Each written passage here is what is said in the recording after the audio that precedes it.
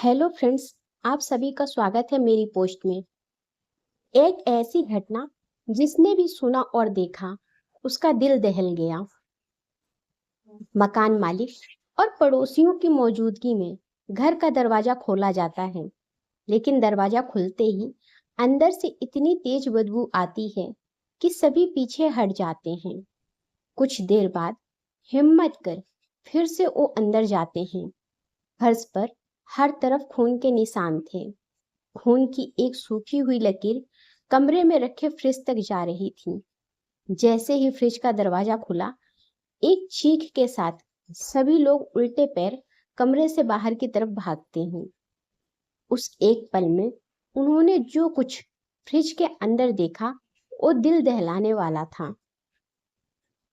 बेंगलुरु के ब्यालीकवल इलाके के 6th क्रॉस पाइपलाइन रोड में मौजूद इस 3 मंजिला बिल्डिंग का ये वो एक कमरा है जिसने अपने अंदर से एक गहरा राज उगला है। इस कमरे में रखे 165 लीटर मॉडल के सिंगल डोर फ्रिज में पूरे 19 दिनों तक 29 साल की महालक्ष्मी करीब 30 से 40 टुकड़ों में बंद थी। 30 से 40 टुकड़े इसीलिए क्योंकि कई टुकड़े तो फ्रिज के बाहर इस कमरे के फर्श तक पर बिखरे पड़े थे। खुद बेंगलुरु पुलिस को याद नहीं कि उन्होंने इससे पहले कभी इतना खौफनाक या दहला देने वाला क्राइम सीन देखा हो। शुरुआत में तो खुद पुलिस वाले इस कमरे यानी क्राइम सीन से डर के मारे उल्टे पांव लौट गए थे। कमरे में टुकड़ों की शक्ल में सबूत ऐसे बिखरे पड़े थे कि बेंगलुरु की फोरेंसिक टीम को भी उसे समेटने के लिए सरकारी अस्पताल के मेडिकल स्टाफ को बुलाना पड़ा। 5 महीने से अकेली थी महालक्ष्मी। दरअसल करीब 19 दिन बाद इस कमरे का दरवाजा यानी बीते शनिवार 21 सितंबर को दोपहर करीब 3 बजे खुला था। इस बिल्डिंग के फर्स्ट फ्लोर पर 5 महीने पहले ही महालक्ष्मी की शक्ल में एक नई किराएदार आई थी। नेपाल की रहने वाली महालक्ष्मी यहाँ अकेली रहती थी। पड़ोसी भी उसे नहीं जानते थे। वजह यह थी कि हर रोज वो सुबह 9:30 बजे घर से निकलती और रात 10:30 बजे के बाद ही घर लौटती। महालक्ष्मी की माँ और बहन इसी बेंगलुरु में रहा करते हैं। 2 सितंबर के बाद अचानक महालक्ष्मी का फोन बंद हो जाता है। उसकी माँ और बहन लगातार फोन करते हैं पर बात होती ही नहीं। इसी बीच 20 सितंबर को कुछ पड़ोसी बिल्डिंग के मालिक को शिकायत करते हैं कि बंद पड़े महालक्ष्मी के घर के अंदर से अजीब सी बदबू आ रही है। रेंट एग्रीमेंट के वक्त इमरजेंसी कॉन्टैक्ट के तौर पर महालक्ष्मी ने बेंगलुरु में ही रहने वाली अपनी माँ और बहन का पता और फोन नंबर दिया था। मकान मालिक महालक्ष्मी की माँ को फोन करता है और उन्हें महालक्ष्मी के घर से आ रही बदबू के बारे में जानकारी देता है। बीते 19 दिनों से वैसे ही महालक्ष्मी से माँ की बात नहीं हुई थी। मकान मालिक की बात सुनकर वो घबरा जाती हैं। महालक्ष्मी के घर की एक चाबी माँ के पास रहती है। वो फौरन चाबी लेकर अपनी दूसरी बेटी के साथ महालक्ष्मी के घर पहुंच जाती हैं। ऐसा क्राइम सीन पुलिस ने भी कभी नहीं देखा। मकान मालिक और पड़ोसियों की मौजूदगी में घर का दरवाजा खोला जाता है, लेकिन दरवाजा खुलते ही अंदर से इतनी तेज बदबू आती है कि सभी पीछे हट जाते हैं। कुछ देर बाद हिम्मत कर फिर से वो अंदर जाते हैं। फर्श पर हर तरफ खून के निशान थे। मांस के छोटे छोटे लोथड़े पड़े थे और खून की एक सूखी हुई लकीर कमरे में रखे फ्रिज तक जा रही थी। जैसे ही फ्रिज का दरवाजा खुला, एक चीख के साथ सभी लोग उल्टे पैर कमरे से बाहर की तरफ भागते हैं। उस एक पल में उन्होंने जो कुछ फ्रिज के अंदर देखा वो दहलाने वाला था। मकान मालिक सब कुछ समझ चुका था। वो फौरन पुलिस को फोन करता है। आनन फानन में पुलिस भी मौके पर पहुंच जा चुकी थी। अब पुलिस कमरे में जाती है, लेकिन बदबू इतनी तेज है कि उनसे रुका नहीं जाता। पुलिस टीम भी बाहर निकल आती है। फिर डबल मास्क मंगाया जाता है। उस डबल मास्क के साथ फिर से पुलिस कमरे में जाती है। फ्रिज का दरवाजा खुला था। सामने सब कुछ दिख रहा था। फ्रिज के सबसे ऊपरी खाने में दो इंसानी पैर रखे थे। बीच के खाने में इंसानी जिस्म के अलग अलग हिस्से और सबसे निचले खाने में एक सर, महालक्ष्मी का सर। फर्श पर बिखरे पड़े थे मांस के लोथड़े। अब फ्रिज के बाहर पुलिस की नजर कमरे में फर्श पर पड़ती है। फर्श पर नजर पड़ते ही खुद पुलिस वालों के पांव कांप जाते हैं। जमे हुए खून के साथ साथ छोटे छोटे मांस के टुकड़े इर्द गिर्द पड़े थे। अब forensic science laboratory and scene of crime officers यानी शोको को मौके पर बुलाया जाता है। शोको के लिए भी ये एक अजीब क्राइम सीन था। ऐसे क्राइम सीन से सबूत बटोरना हद से ज्यादा मुश्किल था। लिहाजा अब मदद के लिए शोको की टीम ने बोरिंग अस्पताल के मुर्दाघर के स्टाफ को बुलाया। मुर्दाघर के स्टाफ के पहुंचने के बाद फ्रिज से लेकर फर्श तक पर बिखरे लाशों के टुकड़ों को समेटा गया और इसी समेटने के दौरान ये अंदाजा हुआ कि लाश के टुकड़ों की तादाद 30 से 40 के दरमियान है। टुकड़ों में बटी इस लाश को अब मुर्दाघर भेज दिया गया। 19 दिन तक फ्रिज में रहे लाश के टुकड़े। लाशों के टुकड़े समेटने के बाद अब पुलिस ने कमरे की तलाशी ली। तलाशी के दौरान महालक्ष्मी के बेड पर एक मोबाइल मिला। यह मोबाइल महालक्ष्मी का ही था।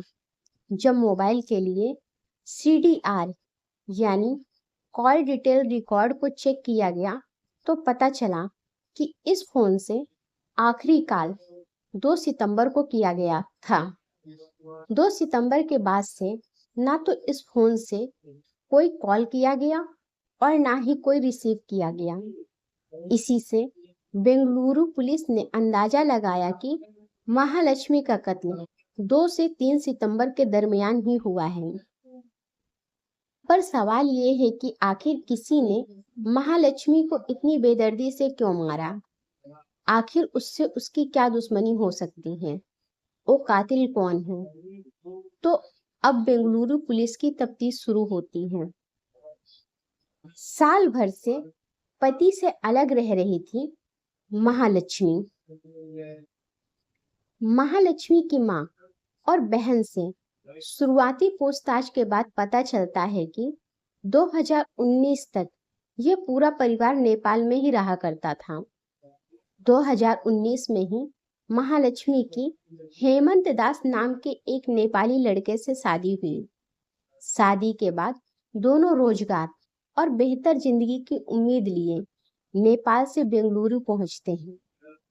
बेंगलुरु में हेमंत एक मोबाइल शॉप पर काम करने लगा, जबकि महालक्ष्मी को एक नामचीन मॉल के ब्यूटी शॉप में बतौर सेल्स वुमेन टीम लीडर की नौकरी मिल गई।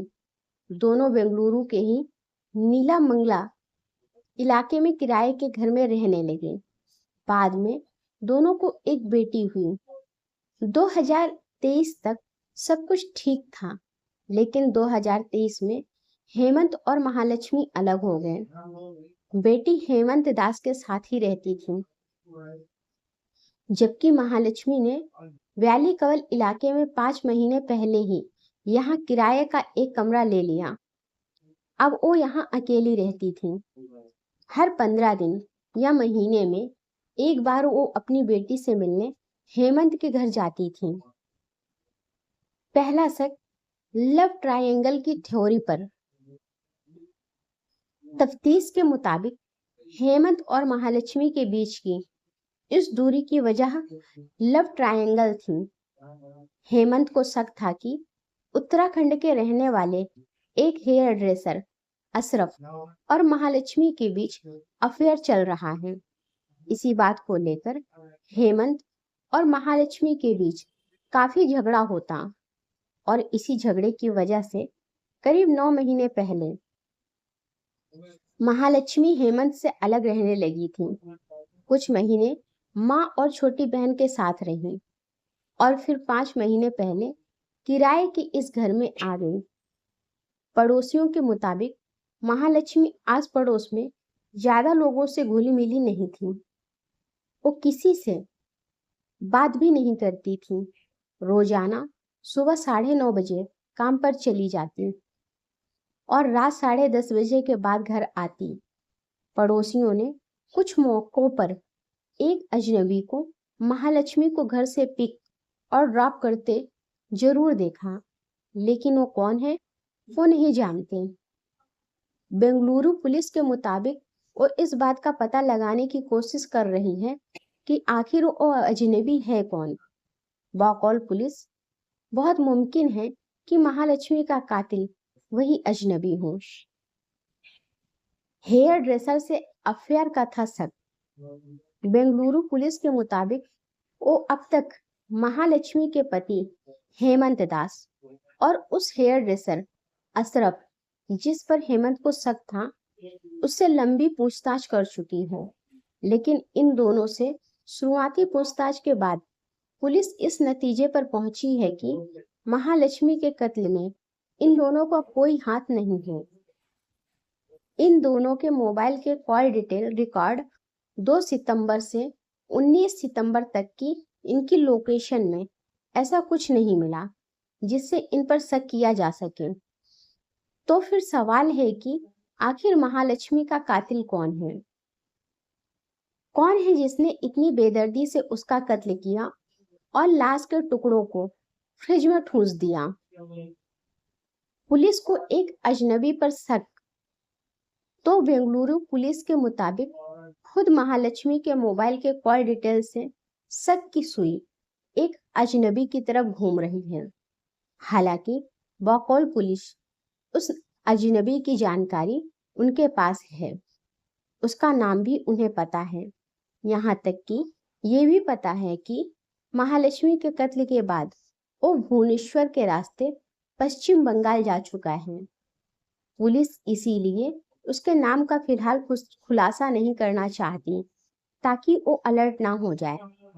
पर बेंगलुरु पुलिस की माने तो एक बार वो शख्स हाथ आ गया तो सारे सवालों के जवाब मिल जाएंगे। कातिल ने घर में ही रहकर किए टुकड़े।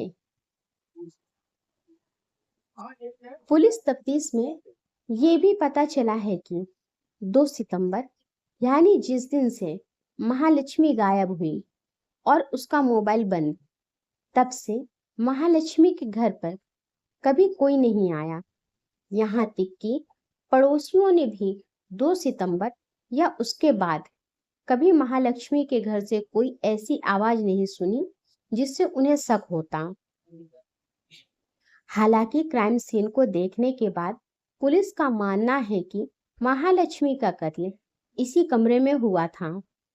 इस थ्योरी के पीछे की वजह यह है कि जिस इलाके में महालक्ष्मी रहती है वहां किसी लाश को लेकर पहली मंजिल तक जाना मुमकिन नहीं है। कोई भी आसानी से देख सकता है। बकौल पुलिस बहुत मुमकिन है कत्ल से पहले महालक्ष्मी को कोई बेहोशी या नींद की दवा दी गई हो और इसीलिए घर से कोई आवाज नहीं आई। जल्दबाजी में नहीं था कातिल। जिस तरह से लाश के टुकड़े किए गए हैं उसको देखकर भी पुलिस को अंदाजा है कि ये जल्दबाजी में नहीं हुआ है। यानी कातिल ने घर के अंदर तसल्ली से लाश के टुकड़े किए। यानी कत्ल के बाद भी वो कई घंटे या बहुत मुमकिन है पूरी रात उसी घर में रहा। हालांकि हैरानी इस बात पर है कि किसी ने उसे जाते नहीं देखा। जिस घर में महालक्ष्मी रहती थी, उस बिल्डिंग के आसपास के तमाम सीसीटीवी फुटेज को पुलिस खंगाल रही है। पुलिस को उम्मीद है कि वारदात की टाइमिंग को देखते हुए किसी न किसी कैमरे में वो अजनबी जरूर कैद हुआ होगा। वैसे जो पुलिस ये तक जानती हो कि कातिल भुवनेश्वर के रास्ते पश्चिम बंगाल तक पहुंच चुका है, तो जाहिर है वो कातिल का असली नाम चेहरा भी जरूर जानती होगी। लिहाजा उम्मीद कीजिए बहुत जल्द वो चेहरा और नाम भी सामने होगा।